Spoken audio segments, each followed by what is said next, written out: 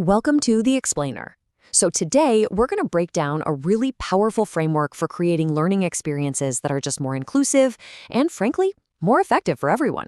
It's called Universal Design for Learning, or UDL for short. So let's just dive right in with a question that I think every educator, every trainer, really every parent thinks about. In a world full of unique individuals, how do we possibly design learning experiences that can actually challenge and engage every single one of them? Well, for a long time, the approach has been kind of one size fits all, right? Everyone gets the same book, the same lecture, and is expected to learn at the same pace. But that way of doing things, it ends up putting up unintentional walls for a lot of learners. The simple truth is, everybody learns differently. So what's the solution? Well, it's a framework called Universal Design for Learning, or UDL. And the best way to think about it is like an architectural blueprint, but for education. It's all about designing learning to be flexible and accessible right from the start. Now, UDL isn't about finding that one magical way to teach everyone all at once. It's literally the exact opposite. It's a strategy for providing multiple flexible options so that every single learner can find their own path to success. And this slide, I think, really lays it all out. We're moving away from this rigid single-path system to something more like a flexible, multi-lane highway. Everyone is still headed toward the same learning goal, but they get to choose the route, and maybe even the vehicle that works best for them. So how does this actually work in practice? Well, the whole UDL framework is built on 3 core principles. These are the things that guide educators in creating these flexible learning experiences. Let's break them down. First up, we have engagement. This is all about the why of learning. What gets students excited to even show up? This principle is focused on tapping into what makes students tick, sparking their motivation, keeping their interest, and helping them stick with it when things get tough. And here are some fantastic ways to do that. It's not rocket science, right? You can offer choices in assignments, connect the learning to their actual lives, encourage teamwork, and give feedback that's focused on growth, not just grades. It's all about making learning feel personal and purposeful. Okay, next up, we've got representation. This is all about the what of learning. It's about presenting information and content in more than one format, because let's face it, we all take in information in very different ways. So what does that look like? Well, instead of just a wall of text, maybe you use videos or images or an interactive simulation. You could provide captions on videos, use software that reads text aloud, or hand out graphic organizers to help students connect ideas. The goal is super simple. Make sure everyone can perceive and understand the information. And that brings us to our third principle, action and expression.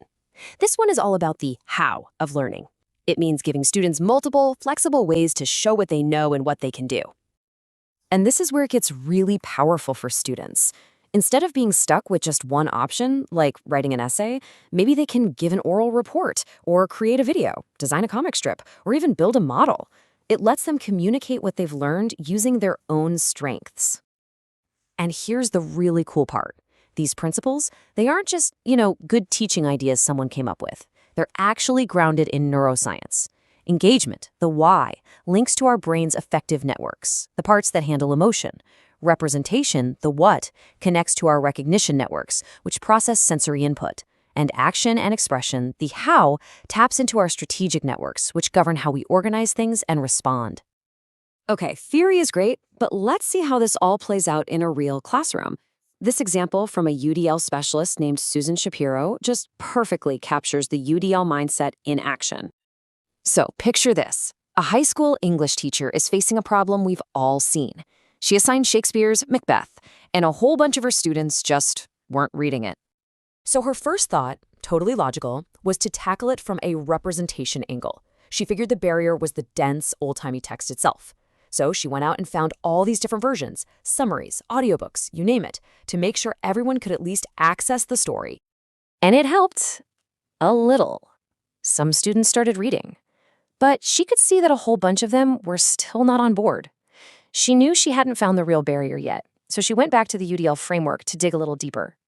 This time, she did something simple but brilliant. She just asked them, and what they told her, it was a total game changer. The problem wasn't the what of learning, it was the why. They just didn't see the point. To them, the play felt totally irrelevant. And right there, that was the aha moment. The real barrier wasn't about accessing the text, it was a lack of engagement. As soon as she realized that, she could shift her focus to making the content relevant, connecting themes of ambition and power to their own world. And that's when she really started to solve the problem. And that story just perfectly sets up the biggest takeaway about universal design for learning. It is so much more than just a set of strategies or a bag of tricks. As researcher Shanta Singer put it so well, UDL is not a checklist of boxes you have to tick off. It's mentality. It's a fundamental way of thinking that expects and even welcomes the natural variability of all learners right from the very beginning. And this mindset is so important because it helps us finally move past some of these old, debunked ideas like learning styles, which try to put everyone into a neat little box. Instead, UDL is built on the scientific reality of learner variability, which is just the simple understanding that everyone learns differently depending on the situation, and all of us, every single one of us, benefits from having options. So we're going to leave you with this question to chew on. Universal design for learning completely flips the script. It asks us to stop trying to make students ready for our lessons and instead to focus on making our lessons ready for our students, every single one of them.